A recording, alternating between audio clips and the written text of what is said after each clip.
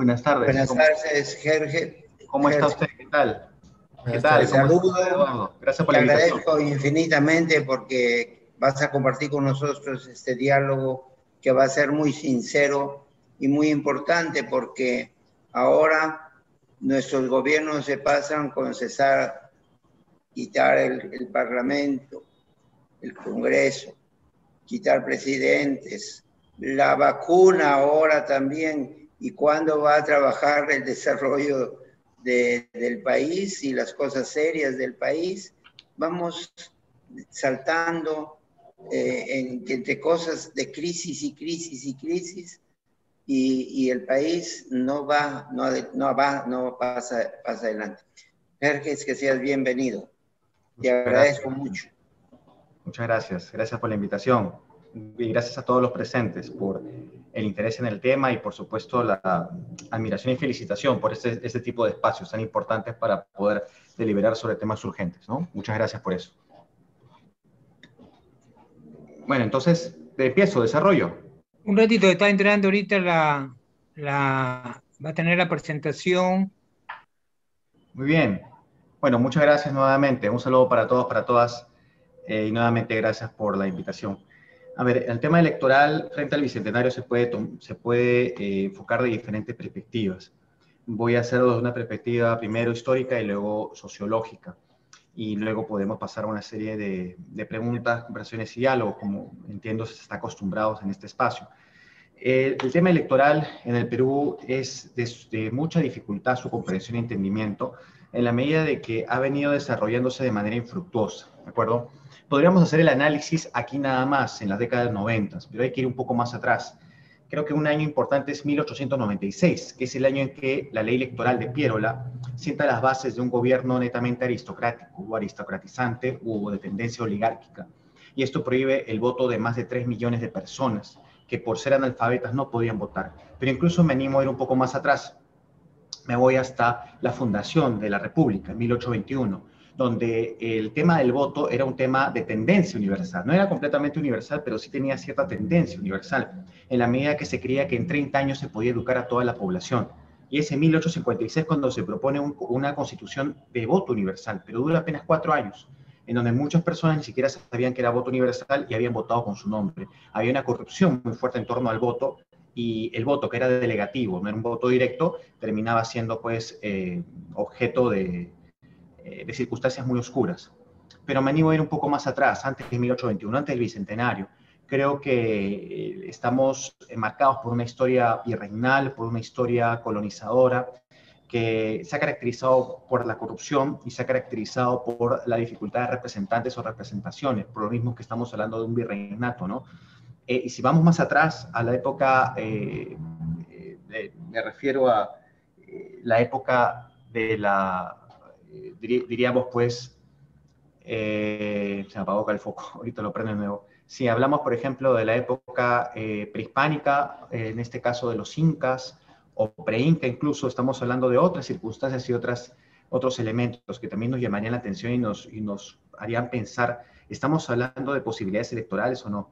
Y es que las manifestaciones que hay hasta la llegada europea, antes y después, son características muy distintas, muy diferentes, que algunos confunden con autoritarismo, pero que eso no puede ser llevado de la misma manera o del mismo modo, en primer lugar.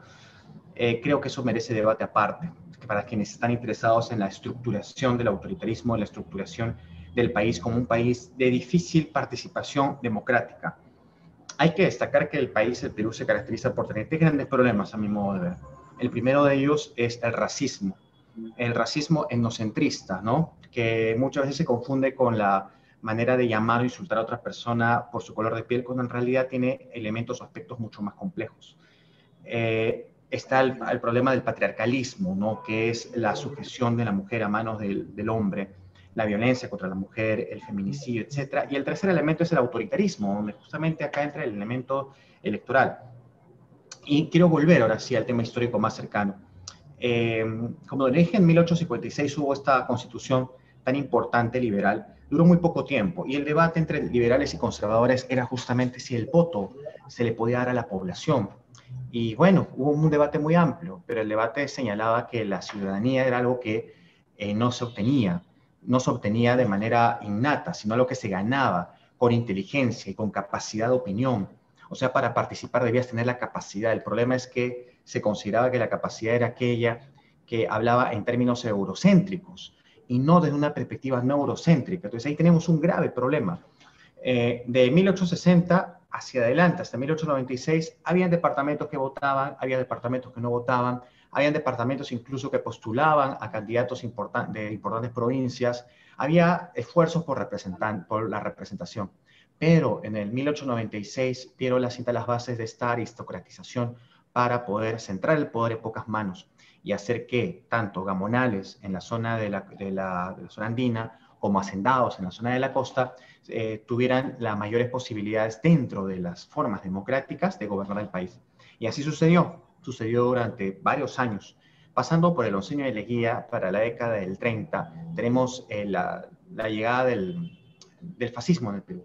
Un gobierno autoritario sumamente fuerte, en donde ya saben ustedes, hubo conflictos que llevaron a la cárcel y a la muerte a representantes del Partido Comunista, encabezado por Mariátegui por un tiempo, del Partido Aprista Peruano, encabezado por Ayala Torre, e incluso de la Unión Revolucionaria Partido Fascista, encabezada por Flores, antes que él por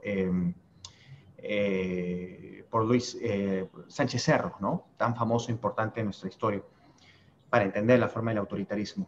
Entonces, para ir apurándome un poquito, no pasar el tiempo y acabar la parte histórica, desde el 30 hasta la década de los años, hasta 1985, en realidad, que es el año en que ya el voto es universal, hay muchos conflictos, hay muchos golpes. Benavides se queda gobernando hasta el año 36. Termina el gobierno de Sánchez Cerro, que había sido asesinado. Y en lugar de irnos a una contienda electoral, da un golpe, o mejor dicho, alarga el proceso hasta el año recién 1939, porque sabía que había una importante representación aprista, o sea, popular. Y es que en la década del 30 ya hay un electorado un tanto más popular y un tanto más crítico, principalmente juvenil. Estamos hablando de una gran cantidad de jóvenes universitarios de diferentes partes del Perú, especialmente sanmarquino, la famosa generación del centenario, que tenía una visión mucho más crítica y que muchos de ellos acabaron en la cárcel, justamente perseguidos por Leguía. Posteriormente, Sánchez Cerro, ya saben ustedes que cierra la Universidad de San Marcos. Y bueno, la década del 30 es una década muy terrible. Cuando entra Prado, que es el presidente que gobierna 2 veces el país, en realidad es un candidato puesto por la oligarquía y puesto por Benavides, que 2 años después muere de un infarto al corazón y no termina siendo perseguido por los crímenes de lesa humanidad que cometió. De ahí en la década del 40 podemos nosotros subrayar la aparición de Bustamante y Rivero, lo que se le llamó la primavera democrática, en donde sí hubo una participación interesante. Entendamos que el proceso electoral no solamente se limita a ir a votar, está rodeado de una serie de procesos muy importantes que nosotros tenemos que definir como vitales, que son parte de la representación, son parte de la participación, son parte de la deliberación, elementos importantes de la democracia. Pero su gobierno no dura mucho porque recibe después un golpe, ya saben ustedes, el 8 de Odría, que sienta las bases de un pseudo populismo, ¿no? Dentro de las bases electorales que estaban, repito, ingresando poco a poco al electorado nacional. Para la década de los 50 vuelve Prado, conocido por nosotros, gobierna hasta el 61, hay nuevamente un golpe de la junta militar, una junta de representantes militares, hasta el año, ya saben, 62-63, luego Belaúnde Terry gobierna, pero nuevamente recibe otro golpe. O sea, si nosotros hacemos un conteo, en realidad este tema del electorado es un tanto relativo.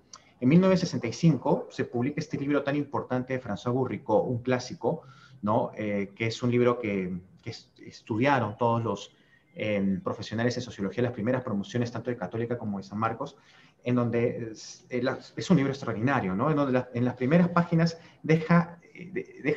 nos ayuda a entender cómo son esos procesos electorales tan amañados por representantes que se dicen ser representantes de un país que en realidad no representan, ¿no? Y eso es lo que le llama la atención a este extranjero en el Perú, que bueno, se queda una buena parte de su vida en el Perú estudiándolo porque le sorprendió mucho lo que estaba sucediendo acá, y él plantea esto, ¿no? El modo como le sorprende esta suerte de oligarquía que gobierna con la legitimidad de una población, pero aún no votaban todos. El voto universal se da con la Constitución, ya saben ustedes, del 79, eso en el 85 recién es que se aplica, pero con la llegada de Fujimori tenemos otro proceso difícil no digo difícil de entender, sí difícil de aceptar, que se populariza el voto, en donde se plantea una suerte de desconfianza a las instituciones políticas. O sea, cuando ya pueden votar todos, se trabaja bastante la población durante muchos años con una maquinaria de marketing político, con una imagocracia, como diría Manuel Damert, con una visión más que de caudillo, de líder carismático, que lleva la idea de confiar en la persona, en el líder, antes que confiar en las instituciones políticas. Entonces, esto lleva a la población a tener una desconfianza profunda hacia cualquier tipo de institución política, porque así se trabaja esto, con diarios, chicha, como se le llama, con intervención en la televisión, etcétera, cosas que se saben ya por diferentes juicios que se están llevando a cabo y por los famosos Vladivideos.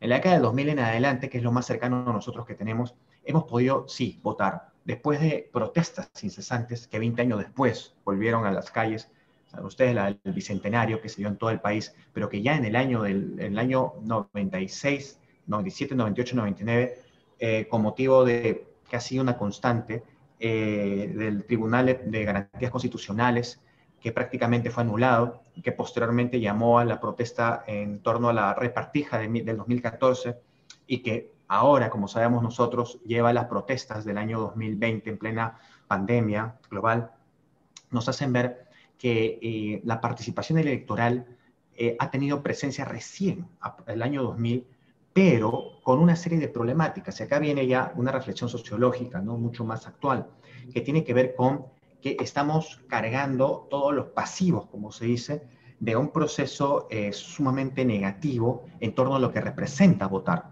Primero, se cree que votar es el único acto participativo político que puede tener la población. Y ahora recién se está hablando de que haya mayor consulta, que se le dé más fuerza a la consulta previa, que haya más proyectos participativos, que haya mayor participación de la población o de sus representantes, etcétera, etcétera, ¿no? Se está hablando ahora de eso, aunque en realidad es algo que ya debió haber existido hace mucho tiempo atrás, en primer lugar. Segundo, se tiene una desconfianza tremenda de las instituciones políticas. Por ende, el voto termina siendo una especie de mancharse las manos, al punto tal que muchos prefieren omitir su voto. Van a votar por obligación, irónicamente. Hace tantos años la población no podía votar y reclamaba también por esto, aunque también quiero destacar que el reclamo en torno al voto no se dio de manera tan efectiva como de repente en otras sociedades, porque en el Perú clamábamos por derechos sociales. La gente se moría de hambre y por eso clamaba. Hubo protestas sociales muy fuertes al interior del país, como también lo sabemos, durante buena parte del siglo XX. De ahí el famoso libro Tempestad en los Andes, de Valcárcel, que nos habla un poco de esto. A la larga la protesta se convirtió en migración. Ustedes saben, una migración extraordinaria en todo el país, principalmente en la ciudad de Lima.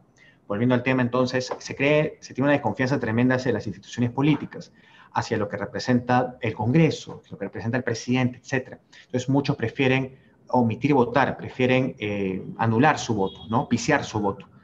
Hemos visto como muchos miembros de protestas, o más que líderes, representantes de grupos juveniles, señalan o llaman a que no debemos omitir el voto, no debemos viciarlo en absoluto. Pero cuando se les pregunta, ¿tú por quién votaste? Ellos dicen, bueno, yo vicié mi voto, pero me equivoqué, ahora no lo voy a hacer.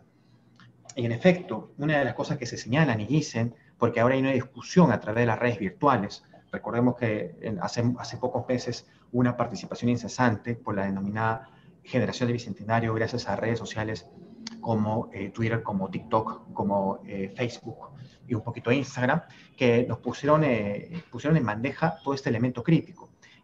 Y señalaban cómo es que haya viciado una buena cantidad de la población su voto, haya provocado que una parte no necesariamente representativa de la población termine en el Congreso y termine llevándonos justamente a una crisis política, en el sentido que, como bien dicen, no representan a nadie, pero que no representan a nadie porque los procesos electorales no han sido concatenados con un proceso democrático, visiblemente parte de la construcción de un país, de una sociedad. Entonces, yo creo que todo esto se ha encaminado y concatenado a llevarnos a la actualidad.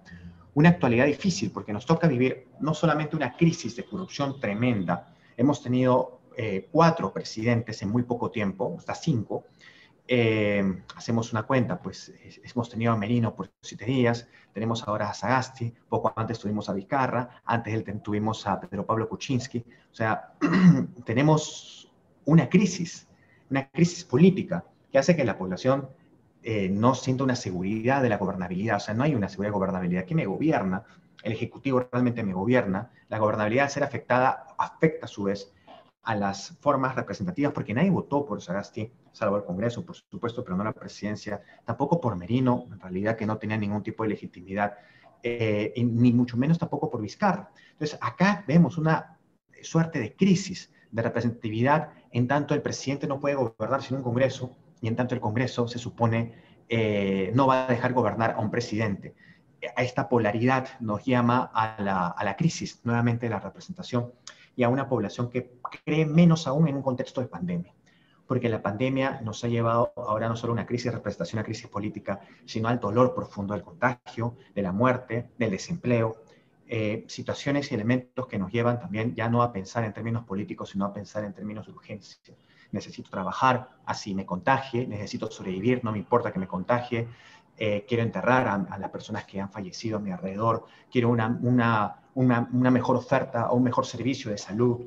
O sea, para terminar, ha dinamitado tanto a las bases de la legitimidad en torno a los derechos sociales y económicos del país, que nos ha llevado a su vez a debatir más la necesidad de derechos sociales y económicos. Me refiero a derechos a una buena salud, a la educación, al trabajo, derecho a la habitación, derecho al vestido, derecho a las comunicaciones, derecho al transporte, derecho al combustible, etcétera, que hemos dejado de lado a veces, o dejamos de lado a veces, los derechos civiles y los derechos políticos, principalmente los derechos políticos, que son los derechos para votar y para representar a un país. Derechos para votar, para elegir y para ser elegido. Y no nos damos cuenta que están relacionados, uno como otro. Si no los relacionamos o no los vinculamos, entonces estamos en problemas. Y para terminar, creo que el tema electoral es un gran problema en la medida que no hay espacios pedagógicos como este en que estamos aquí para debatir estos temas. Pareciera que hay una especie de obnubilación de parte de los medios de comunicación o de parte de ciertos líderes de opinión en no querer debatir estos temas y en hacer del debate político un debate de insultos, un debate de carisma, un debate en que se derrocha cualquier cosa menos propuestas posibles. Pareciera que los candidatos tienen miedo de ofrecer poco, porque saben que no van a votar por ellos, pero también tienen miedo de ofrecer mucho, porque saben que lo van a tildar de izquierdosos, de tarrucos, ahora que está de moda tarruquear a las personas, pero ofrecer mucho, o mejor dicho, ofrecer poco, los llevaría también a ser derechizados, liberalizados, fujimorizados. Entonces hay un temor de esta perspectiva que no nos lleva a una honestidad, no nos lleva a una transparencia en este caso. Y en este contexto, pues el futuro se ve muy oscuro frente a los tiempos electorales que vamos a vivir en breve. Eso sería todo. Muchas gracias. Bien, Milagros. Milagros Jorge Cóndor, ¿se encuentra? Sí, ¿aló? ¿Me escucha? Ya puedes cederle el uso de la palabra al padre Eduardo. Milagros. Buenas noches. Ok, gracias. Sí, ahora continuamos con el padre Eduardo, quien va a guiar el diálogo. Luego de ello tendremos la participación de las personas que quisieran intervenir. Se les recuerda también a los participantes que tienen un máximo de 5 a 10 minutos para poder exponer sus ideas. Adelante, padre Eduardo.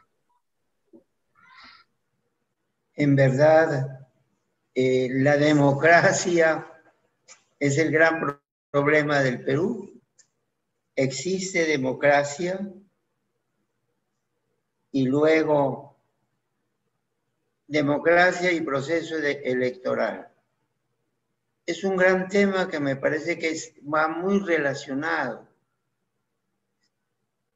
Se manipula la democracia, se manipula el proceso electoral. ¿Eso es verdad, señor Loaiza? Gracias. Bueno, entonces respondo inmediatamente, ¿no? Primero, ¿existe democracia? Sí existe democracia, existen instituciones políticas que nos permiten la existencia de una democracia. Se dice que la democracia es el mejor de los peores sistemas que pueden haber, ¿no? Es más, hubo toda una crisis de sistemas políticos durante, ya saben ustedes, algunas décadas, que en el Perú se vio trasladado en la década del 30. La década del 30 en realidad es una década en el país que nos llevó a muchos dilemas, porque estábamos entre ser un gobierno fascista. En la década del 30 hubo un apoyo a la falange española, un apoyo importante de representantes y de instituciones o de empresas y organismos que al día de hoy existen, ¿no? Organizaciones muy importantes. pero también había una defensa de lo que representaba la democracia, pero también lo que representaba pues esta visión negativa de la democracia frente a un comunismo, a un socialismo que nos llevara antes que la igualdad, antes que la libertad a la igualdad. Sí existe democracia porque existen instituciones. Sin embargo, si nosotros diferenciamos la política de lo político, perdemos de vista que la política, desde la manera como quiero plantearlo, vienen a ser estas instituciones que posibilitan la existencia de democracia. Pero lo político implica la intersubjetividad, la gestión o en todo caso la libertad de los actores para actuar y decidir dentro y por encima de dichas instituciones, que hemos visto ahorita con la vacuna, ¿no? Personas que olvidan por un momento que son representantes, son profesionales, son personas con una ética profesional por medio, y ha pasado por el tema de corrupción que, como diría Quirós, viene existiendo desde hace muchísimos años, desde la instauración de la República, que era una república para pocos.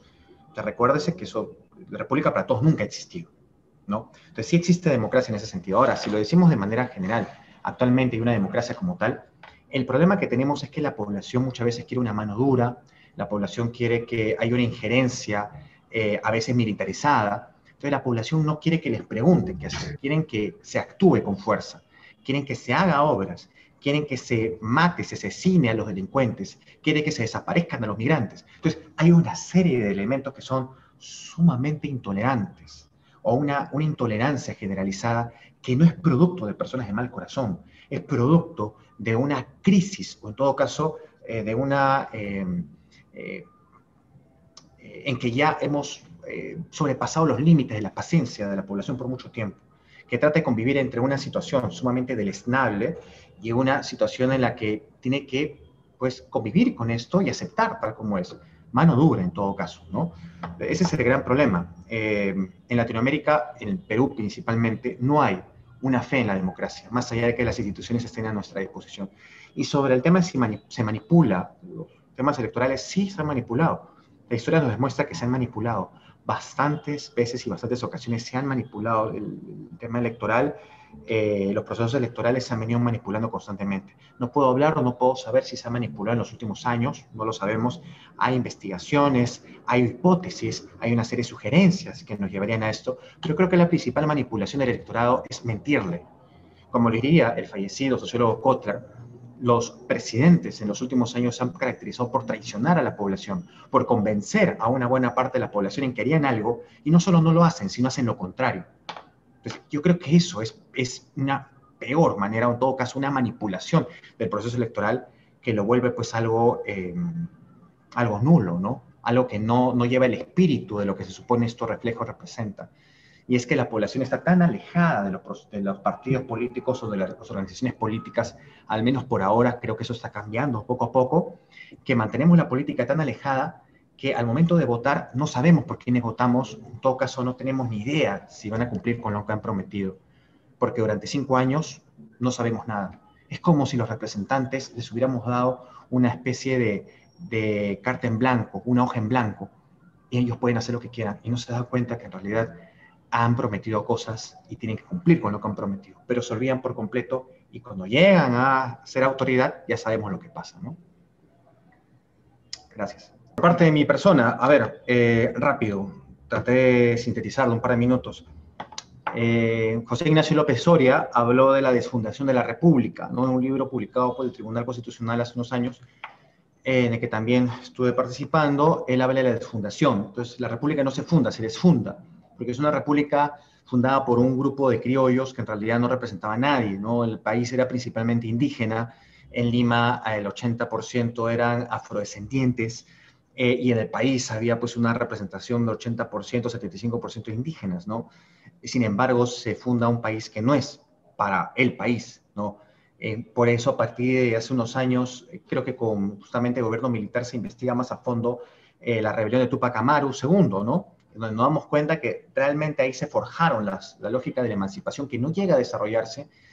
Por supuesto que estamos en una rebelión sumamente sangrienta, sumamente violenta, etcétera, en fin, pero que tiene como participación una especie de espacio de emancipación por parte de buena parte de la población de Perú, que no se ve así en la época de la independencia, ¿no?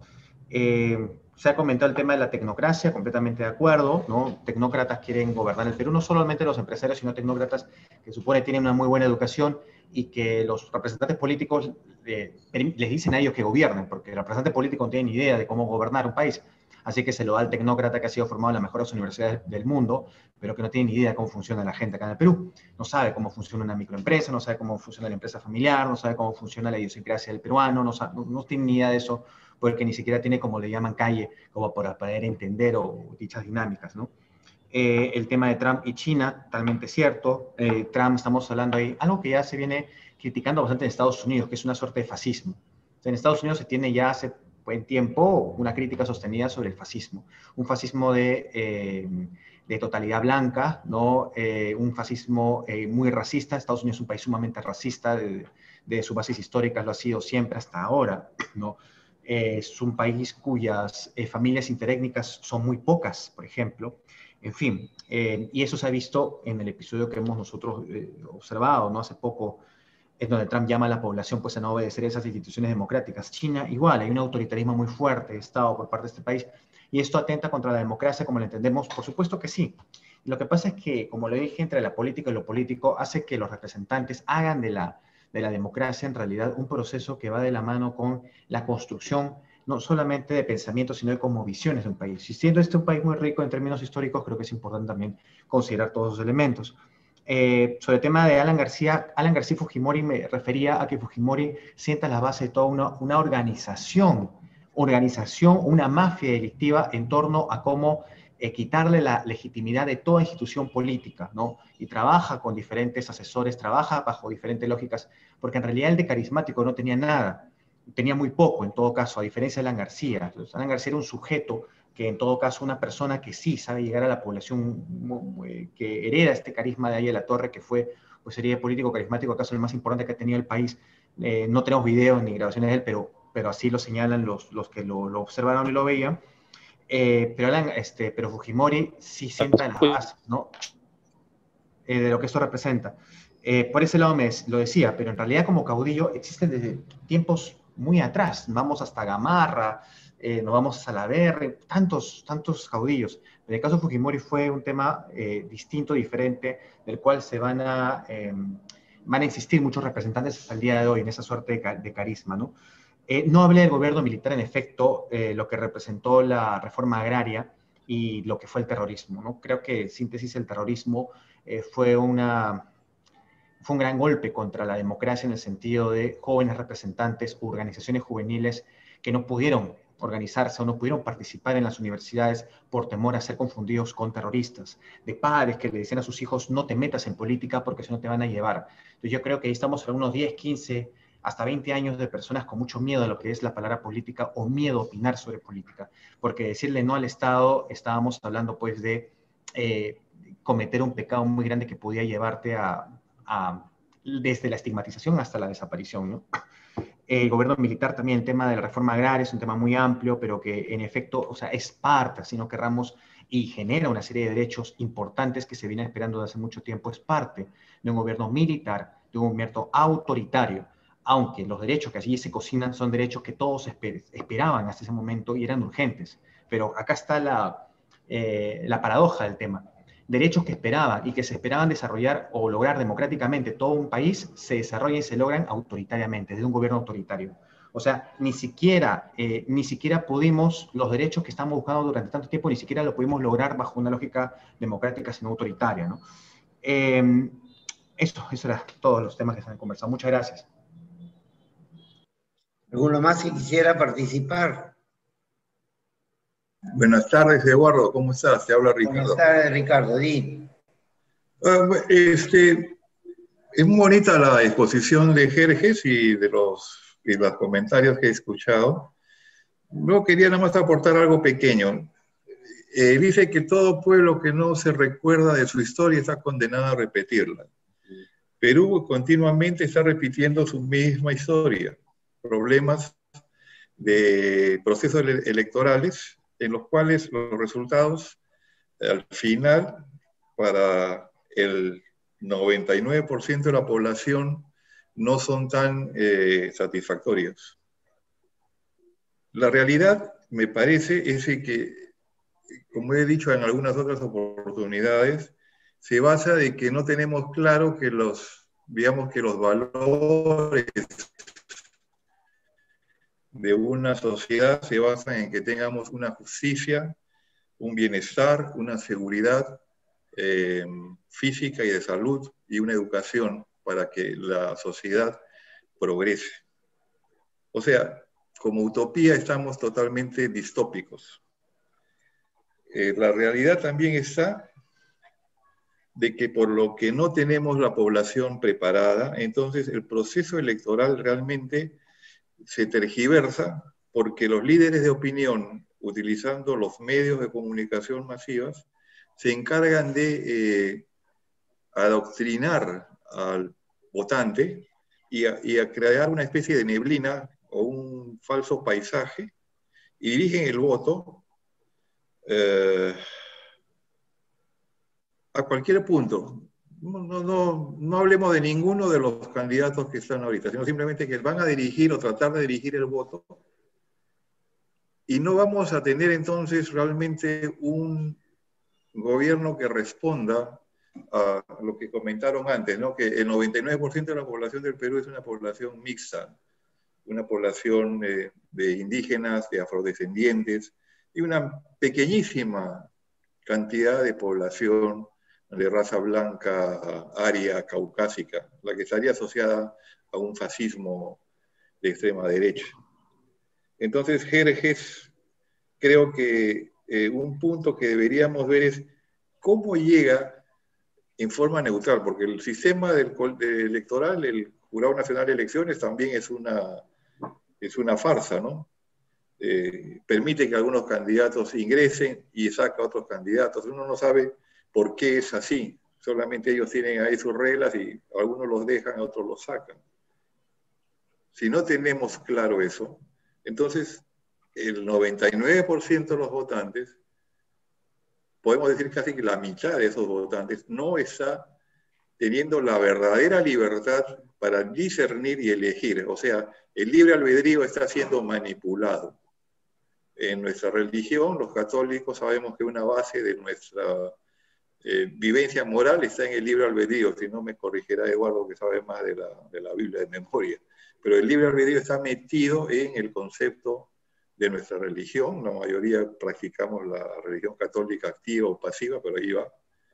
Y entonces, ese libre albedrío puede ser engañado, o sea, tenemos serpientes que nos hacen creer de que si comemos de un determinado valor vamos a ser más felices, más completos.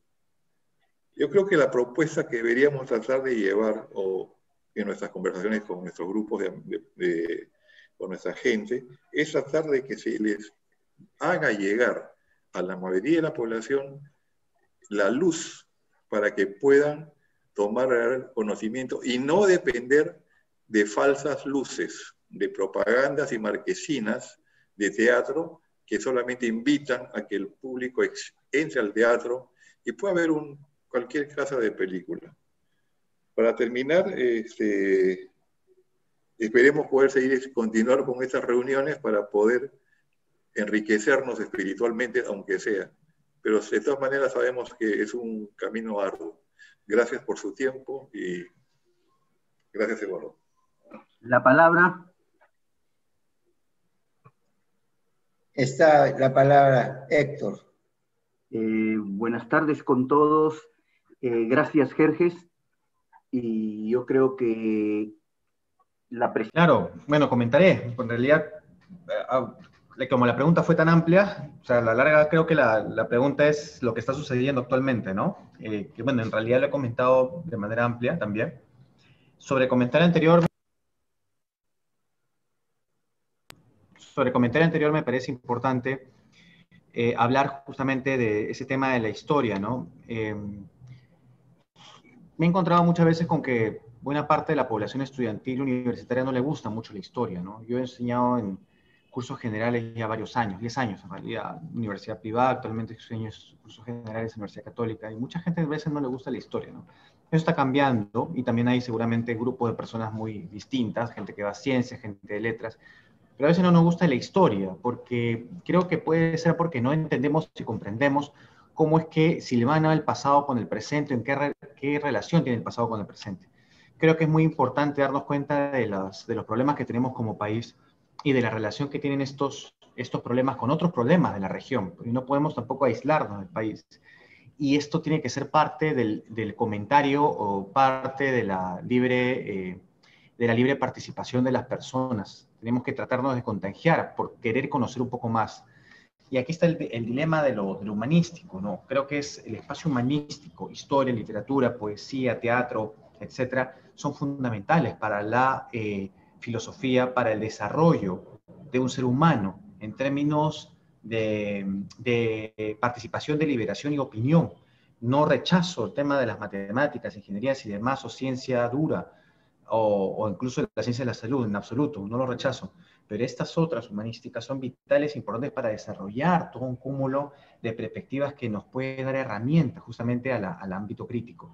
Y son aspectos que no hemos desarrollado, no estamos trabajando, por el contrario, que están desapareciendo. Carreras de ciencias sociales que en el Perú van desapareciendo. Antes habían varias universidades, ahora no existen, cada vez incluso menos vacantes. Y más que nada se están poniendo, se hacen mucho más importantes carreras que son de ciencia y tecnología, pero cuyos contenidos críticos o reflexivos son nulos.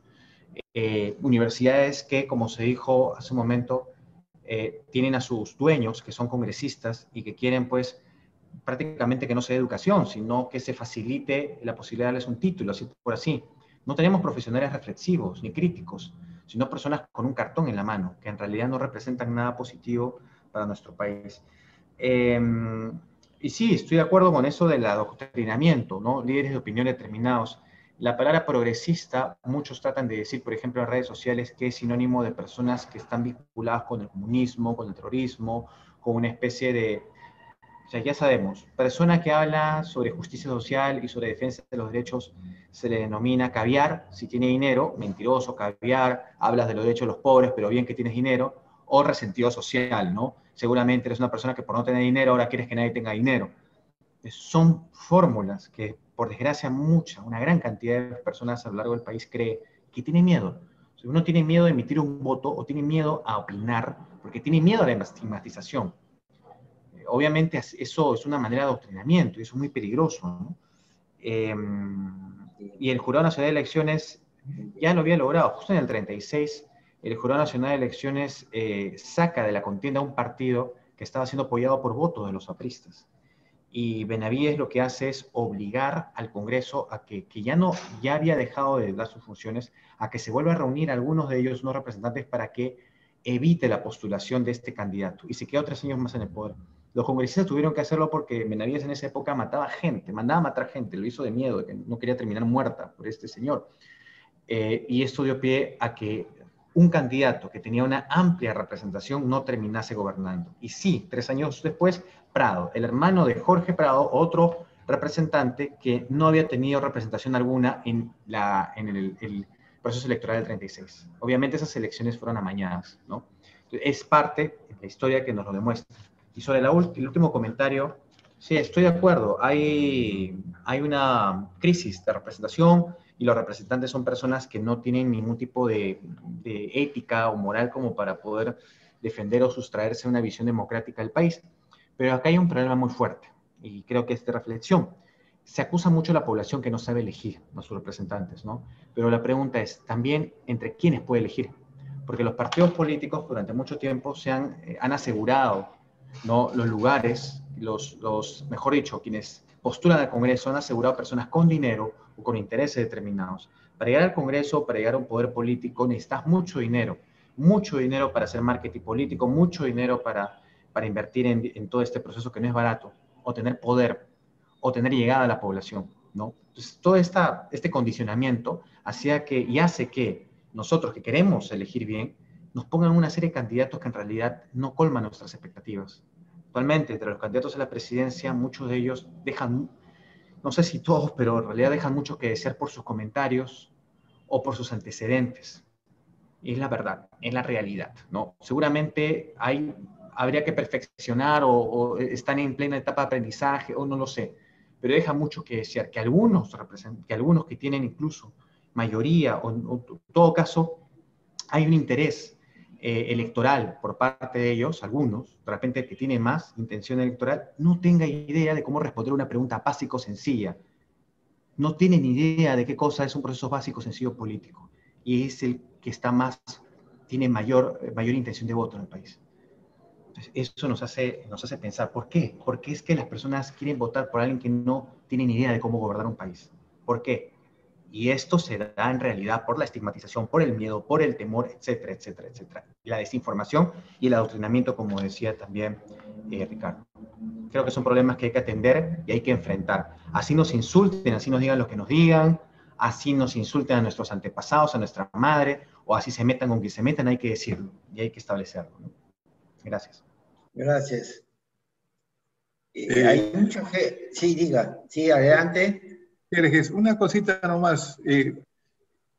¿Tú qué crees si hay alguna relación entre la alimentación física corporal del ser humano y la alimentación intelectual para haber llegado a la situación que tenemos en el Perú? La alimentación física corporal, o sea, calorías y proteínas, permitan que un ser humano se desarrolle en forma saludable y pueda tener todas sus capacidades, digamos, físicas desarrolladas en forma adecuada. Y a su vez, también la alimentación intelectual, o sea, desde muy, como tú has hecho mención, desde muy niño debería empezar a conocer lo que son los valores y reconocer, digamos, el bien, el mal, lo correcto, lo incorrecto, etcétera, y obviamente conocer a las personas. ¿Tú no crees que un problema gordo de toda esta situación que vivimos es de que, bueno, no es el 90%, pero al menos más del 50% del país está desnutrido, tanto en lo que es físico como en lo que es intelectual, y por lo tanto está poco preparado para entrar a la lucha, digamos, de participar en un proceso democrático? Es como decir, llevaríamos boxeadores, pero totalmente tarados encima de un ring, que se va a enfrentar contra por decir algo, un Muhammad Ali o algo parecido. Gracias por tu tiempo. Gracias por la pregunta. Hay una relación definitivamente entre mi nutrición, mi alimentación, mis condiciones de vida, ¿no? Biológicas, con mi posibilidad de producir en muchas cosas. Si yo no duermo bien, obviamente no puedo estudiar. Si yo no como bien, tampoco. O sea, hay una relación directa, claro que sí. Sin embargo, creo que en lo que va de los últimos años, no son necesariamente, ¿cómo decirlo? Las poblaciones más pobres ya, del país no son necesariamente los que votan o tienen una intención de voto por los candidatos menos preparados, o en todo caso por los candidatos con mayores o peores antecedentes, sino que tratan de elegir a los candidatos que proponen cosas mucho más urgentes, o en todo caso que son un tanto más críticos, ¿no? Más revolucionarios en sus propuestas. Y esto existe, y este apoyo hay, en la medida de que estamos hablando de un grueso de la población que en efecto está muriendo de hambre y que tiene muchas necesidades. Su decisión electoral no va necesariamente, no son todos, pero buena parte de ellos, estamos hablando, para ser claros, de todo lo que es una buena parte del sector del altiplano, estamos hablando de la parte del sur peruano, de la parte andina. Ustedes saben que como esta famosa confederación del Perú prácticamente se dividió en dos, entre la costa y la zona andina, sur peruana, ¿no? La parte selvática estaba un tanto apartada, en ese año después eliminaron a 50.000 seres humanos, un genocidio tremendo, creo que lo han hablado la semana pasada, pero escuché las conclusiones. Entonces hay una división de opiniones. Creo que ahí tiene que ver, y ese es otro problema que se suma, ¿no? Cómo es que los candidatos quieren proponer cosas revolucionarias, pero con mucho temor para que voten buena parte de los otros por ellos. Por eso que Kotler decía que haciendo una lista, ¿no? Hablaba de Ollanta, hablaba de Alan García, hablaba de Toledo, decía cosas que prometían a estos sectores urgentes de la población, pero que no cumplían. Creo que eso es parte de ello. Sin embargo, por supuesto que hay necesidades y urgencias, pero también, ya para terminar, no hay facilidades de un contexto políticamente dado. El En el Perú hemos tenido movilizaciones sociales, movilizaciones campesinas constantes, que van desde que terminó la Guerra del Pacífico y no han parado. Han parado un poco de repente en ciertos momentos de la historia, pero han sido constantes hasta la reforma agraria. ¿Y qué es lo que pedían? No pedían derecho a votar, pedían sus tierras, las tierras de sus padres que se les habían quitado entre el 1821 y 1827, si no me equivoco. En esos años, una buena parte del peruano común pierde tierras, porque el Estado le quita las tierras que el virreinato protegía.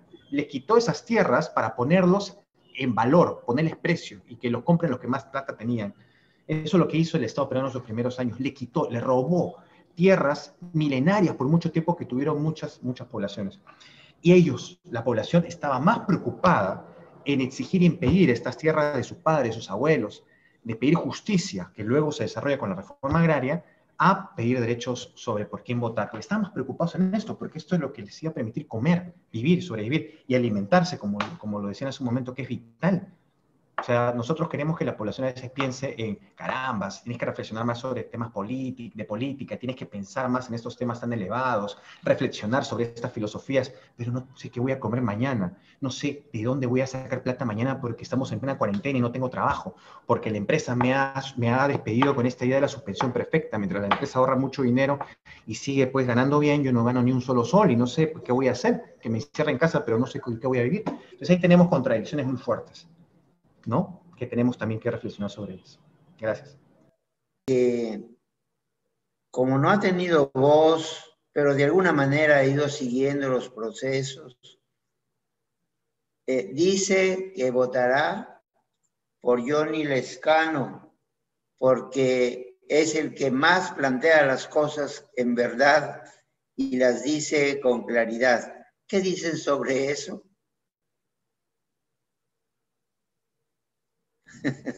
Bueno, no podría hablar, opinar sobre un determinado candidato, en realidad, no, al menos ahora, ¿no? Lo que sí podría decir es, creo que se estaba hablando del tema de los más jóvenes, ¿no? Y creo que es importante que en temas electorales, ya ha pasado, por ejemplo, en Argentina, que puedan votar las personas menores de 18 años de manera voluntaria. De esa manera se genera un ejercicio cívico mucho más fuerte, que las personas entre 16 y 18 años puedan votar, ¿no? Sobre el tema del Lezcano, seguramente me pongo a pensar un poco, seguramente hay mayor confianza en él porque hay una mayor relación entre lo que se propone y entre lo que se ha hecho de repente en el Congreso o se ha intentado hacer. O sea, ser un congresista bueno, en el sentido de cumplir con tu trabajo, termina siendo una excepción entre congresistas que no hacen su trabajo, hacen cualquier cosa, ¿no? Justamente llegando a lo que dice el profesor Sobrino, ¿no? O sea, relacionado a que hay una incoherencia. Tal vez el caso del candidato presidencial que dice usted, padre Eduardo, tenga que ver con que es uno de los pocos que se hace su trabajo, pero eso no lo hace superior a muchos otros candidatos. Pero hay eh, hay, hay una pérdida de fe, una pérdida de esperanza en las personas que en realidad hay pocas personas en las que se puede creer por ese lado.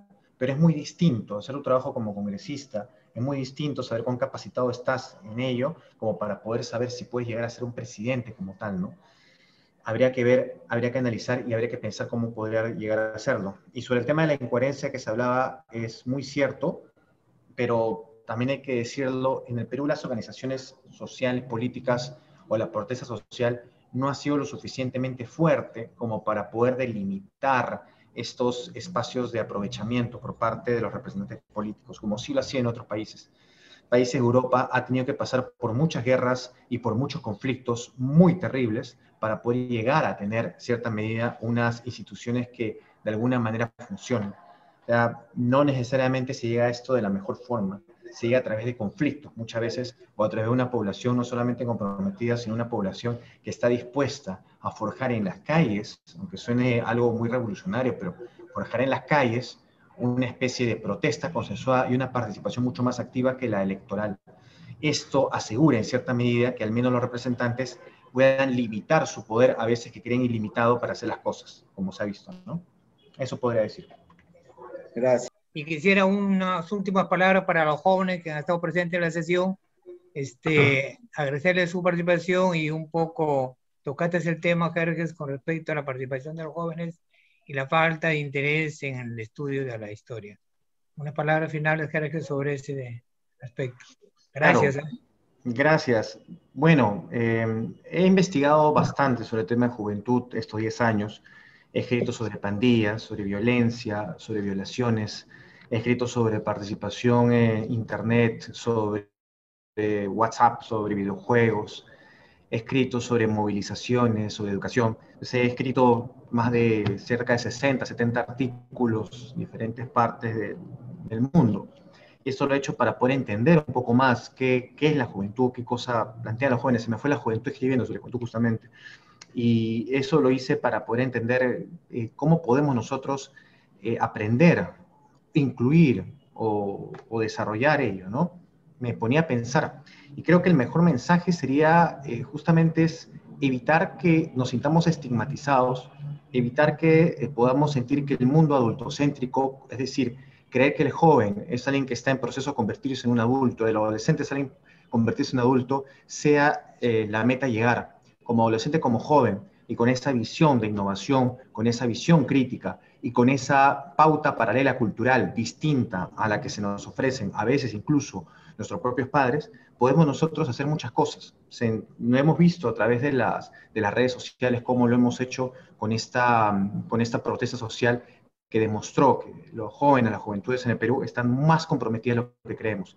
Y es importante, por ello, que podamos pensar de manera esperanzadora con lo que podemos hacer en el futuro, preparándonos, eso sí, y aprendiendo a debatir, aprendiendo a conversar, aprendiendo a tolerar y aprendiendo a llevarnos bien. Pero justamente la última participación señalaba que queremos estar también como en otros países educándonos, pero en esos otros países a los niños se les enseña a protestar, con sus profesores van y van a protestar, hacen cartelitos y protestan sobre un tema. Acá protestar se prohíbe, acá protestar se dice que es algo terrible. Allá en las cárceles se les resocializa, en las cárceles tienen piscinas enormes, las cárceles son espacios donde las personas pueden resocializarse verdaderamente. Acá las cárceles son espacios donde las personas se enferman de COVID, donde las personas son violadas, donde las personas son siniestradas. Eso es lo que es acá. Eso es autoritarismo y eso es lo que vemos acá en el Perú.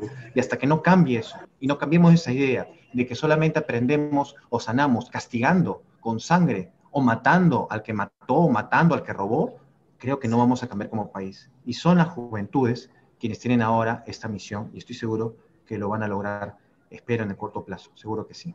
Muchas gracias.